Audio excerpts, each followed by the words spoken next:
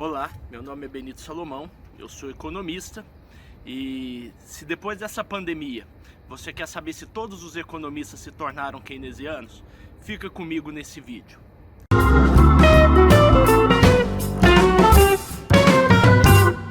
Bom, antes de mais nada, gostaria de pedir para que você se inscreva no canal. Sou Benito Salomão, sou economista, tenho mestrado, estou fazendo doutorado pela Universidade Federal de Uberlândia e gravo esse vídeo daqui da Universidade de British Columbia, no Canadá, onde eu estou temporariamente residindo e trabalhando como pesquisador visitante aqui no meu doutorado sanduíche. E aí, entrando na questão própria do vídeo em si, um assunto que dominou as redes sociais no começo dessa pandemia foi que, dada que a resposta dos governos no mundo inteiro foi expandir o gasto público, na verdade fazer políticas macroeconômicas expansionistas como um todo, tanto a fiscal quanto a monetária, houve, no Twitter ali umas 2 ou 3 semanas atrás, uma espécie de uma brincadeira, de uma gozação entre economistas mais keynesianos, brincando com os economistas mais ortodoxos como eu, dizendo que agora somos todos keynesianos, E aí, com base nisso, eu decidi gravar esse vídeo aqui para tentar meio que trazer um pouco de literatura para essa discussão. Primeiro, eu acho que todo mundo que trabalha com macroeconomia, como eu trabalho, não pode negar Keynes, Independente de ser ou não keynesiano, eu não me julgo um economista keynesiano, mas ninguém nega Keynes, Ninguém nega a importância que o Keynes teve no tempo dele, como pensador, como intelectual, como alguém que trouxe, resgatou da história do pensamento algumas premissas importantes. É importante dizer que muitas das ideias do Keynes, elas não eram propriamente do Keynes, O princípio da demanda efetiva, que o Keynes vai discutir lá no capítulo, a partir do capítulo 3, e até acho que o capítulo 10, ele não é do Keynes em si, Na verdade, essa discussão começou com os mercantilistas e quem melhor estruturou isso foi o Malthus, no Princípios de Economia. Então, se você pegar a obra do Malthus, você vai ver que já existia o princípio da demanda efetiva.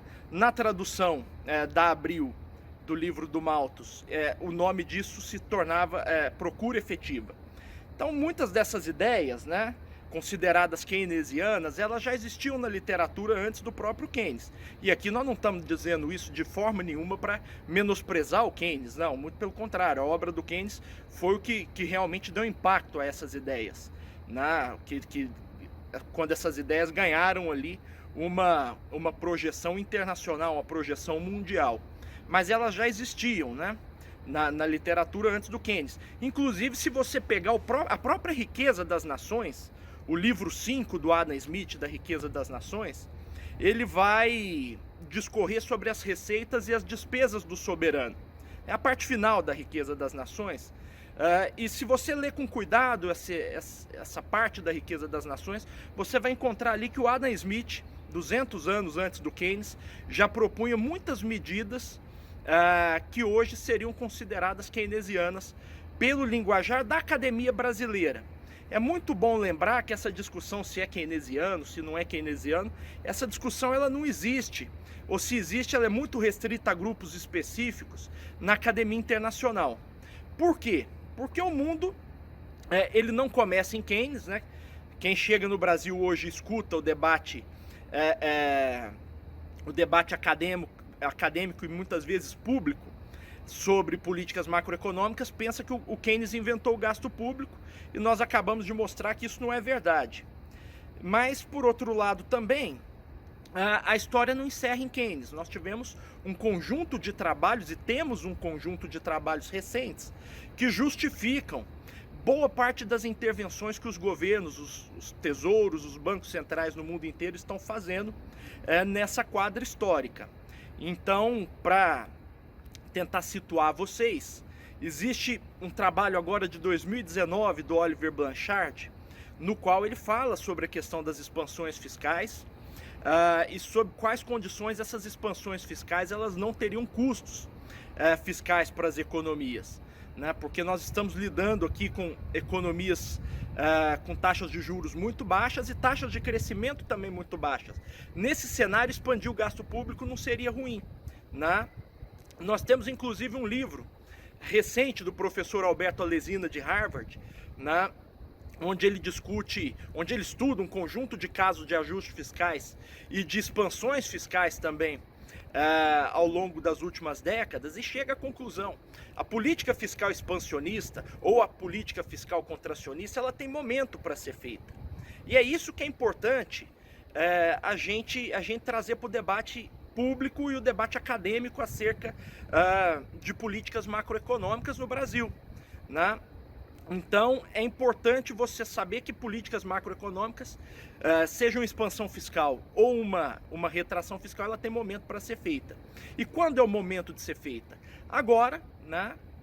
Numa conjuntura como a de hoje, expansões fiscais são extremamente necessárias para poder salvar as economias de uma quebradeira, de uma destruição geral de seus parques produtivos, de um desemprego em massa e de uma distensão social.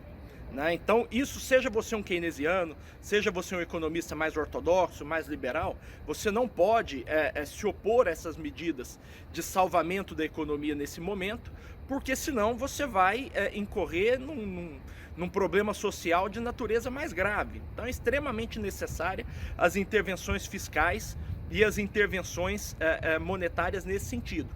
Elas não eram necessárias há um ano atrás. Então aí talvez seja o nosso ponto de divergência de boa parte da heterodoxia brasileira, que há mais de um ano ou 2 anos vem pedindo aí medidas como o revogamento da PEC do teto dos gastos, medida como expansão dos gastos públicos, que se tivessem sido atendidas há 1 ou 2 anos atrás, hoje talvez nós não teríamos margem fiscal para poder expandir os gastos públicos e criar uma rede de solidariedade para salvar famílias e empresas nessa conjuntura caótica de crise, no qual o mundo inteiro se viu, né, se colocou, infelizmente, e no qual a economia brasileira também não vai passar ilesa.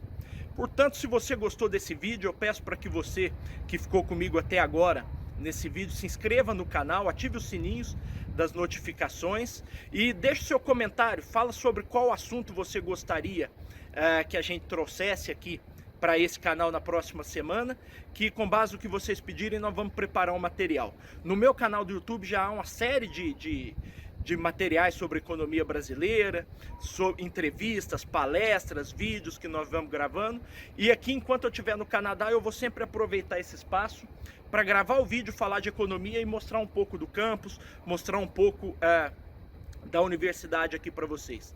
Um grande abraço.